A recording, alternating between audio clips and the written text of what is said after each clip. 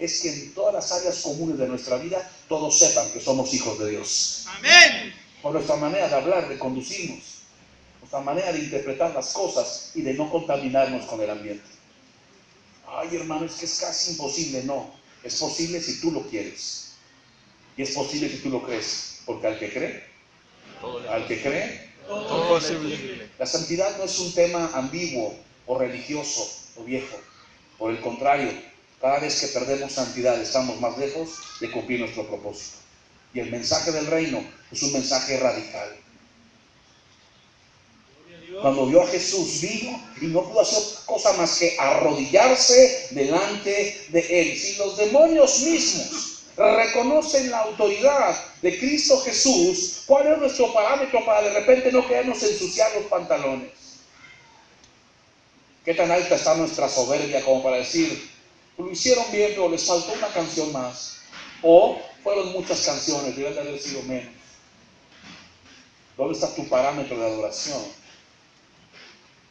de servicio y de humillación delante del Señor? Humillarte delante de Dios no es que pierdas plusvalía, al contrario, humillarte delante del Señor te hace más fuerte. Alguien diga amén a eso. Versículo número 7. Y clamando a gran voz dijo, ¿qué tienes conmigo? ¿Y cómo le llamó?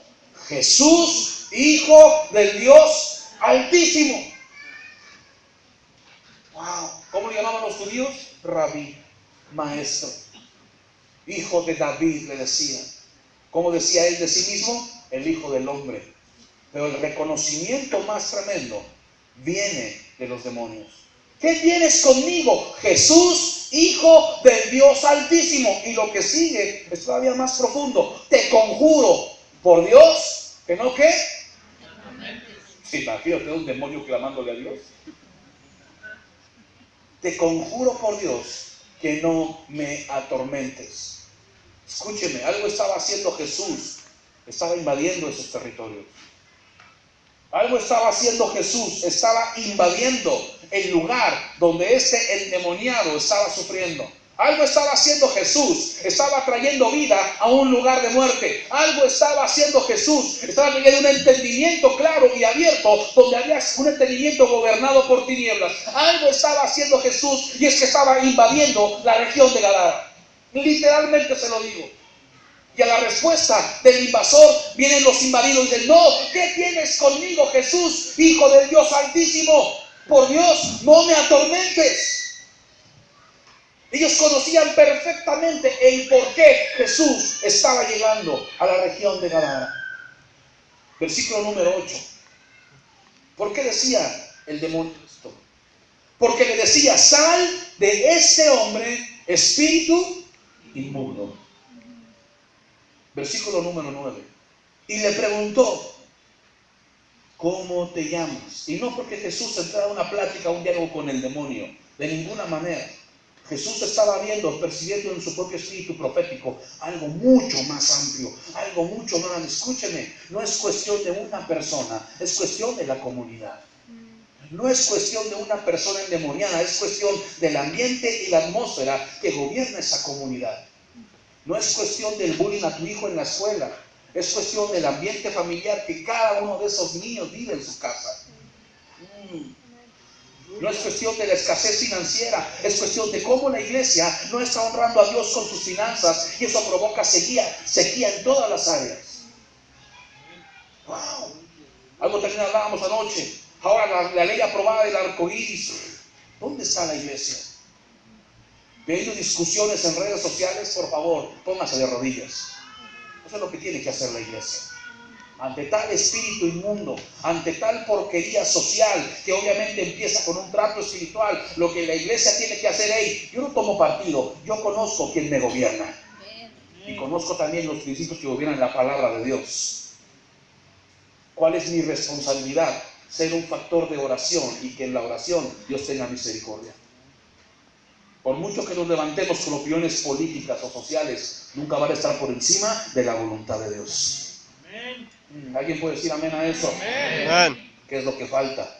Que tú y yo vivamos en la voluntad de Dios.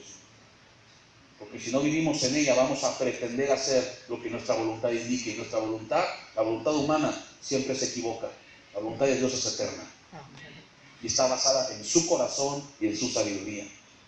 Versículo 9, le preguntó, ¿cómo te llamas? Y él respondió diciendo, Legión me llamo, porque somos muchos. Y tal vez aquí podamos decir, bueno, ya aquí en la reunión de esta mañana ya somos muchos. No, ni se imagina.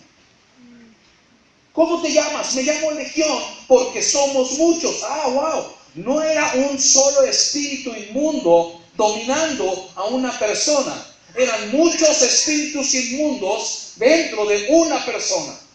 Por eso la fuerza, por eso la característica tan relevante, tan radical de este hombre. El espíritu inmundo o la legión supo perfectamente a quién tomar, a un descendiente de la tribu de Gad, hombres guerreros, hombres que en el promedio eran mucho más altos, mucho más fuertes. Él supo perfectamente a quién poseer. Ahora, este hombre tal vez calificaba en todo su apariencia física, pero había algo en su corazón. Por eso el espíritu inmundo, la legión, lo poseyó. Cuando físicamente somos aprobados, no quiere decir que espiritualmente seamos elegidos. ¿Alguien me está escuchando? Físicamente podemos ser aprobados, pero espiritualmente tenemos que ser elegidos. Eso es más importante. Eso es más importante. ¿Dónde está David?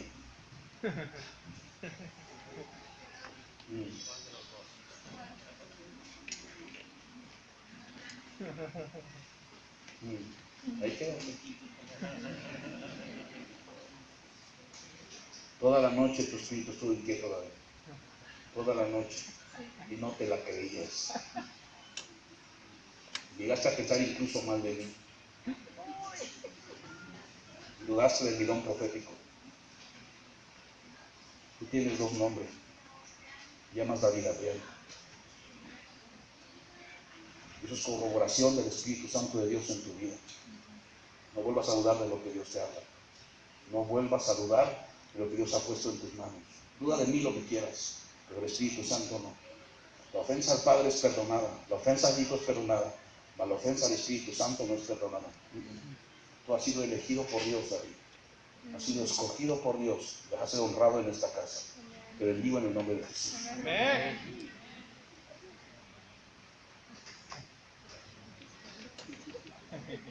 ¿Alguien más tiene dudas?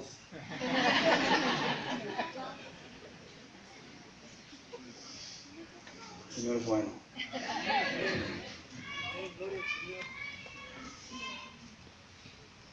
¿Quién me trajo el agua?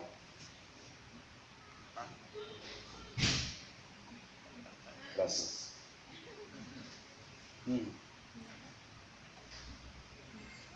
De nada sirve mucho título, incluso la mucha ocupación ministerial, de nada sirve si espiritualmente no somos elegidos por Dios. Nos volvemos activistas, nada más cristianos proactivos, pero no cristianos conscientes. Y hay algo mucho más importante en esta visitación del reino de los cielos, que donde tú y yo estemos, tenga una invasión de parte de Dios. Donde tú y yo irrumpamos la habitación, donde tú y yo entremos, seamos portadores de la gloria de Dios. Que si entras a un Walmart, inmediatamente tomamos el factor, ¿qué tiene esa persona? ¿Qué tiene esa familia? ¿Qué tiene ese hombre? Que estás pagando en la caja y la cajera puede decirte, algo tiene usted que es diferente. Eso es el reino de los cielos en medio de nosotros. Que tus hijos no sean vencidos de la tentación del cigarro, el alcohol, el albur o las malas palabras, que por el contrario, todo el mundo alrededor de ellos diga, ¿sabes qué? Apaga el cigarro, esconde la cerveza. ¿Por qué? Es que ahí viene él y él es hijo de Dios y a él no le gusta que lo hagamos. Esa es la invasión del reino que urgentemente necesitamos en nuestras iglesias y en la comunidad entera. Eso requerimos, no cristianos escondidos en los edificios. Si Dios nos mete al sepulcro, ve, porque muy seguramente vas a hablarle a un valle de huesos secos. ¿Dónde estaba el problema? ¿En qué eran muchos poseyendo a un solo hombre? No. Ningún demonio es rival para nuestro Señor. Satanás mismo no es rival para nuestro Dios. Pero miren lo que dice el versículo 10. Aquí quiero llevarlo a otra revelación profética esta hermosa mañana. Y le rogaba mucho. Cuando habla del demonio, habla de la legión, habla del demonio, ¿de acuerdo? Estamos conscientes de eso, ¿verdad? Dígame amén, aunque sea. Se ríe de mí conmigo, ya estoy yo preocupado. Y le rogaba mucho. ¿A quién? A Jesús. Oiga, qué demonio tan cristiano. Qué demonio tan cristiano. Jesús, hijo de Dios Altísimo, lo conocía perfectamente. Hay muchos que vienen a la iglesia sin conocer a Jesús. Qué demonio tan cristiano, pastor Julián. Y luego, por si fuera poco, te conjuro por Dios que no me atormentes, por Dios. Hay otros que la pasan clamando a sus fuerzas y se olvidan de las fuerzas del Señor.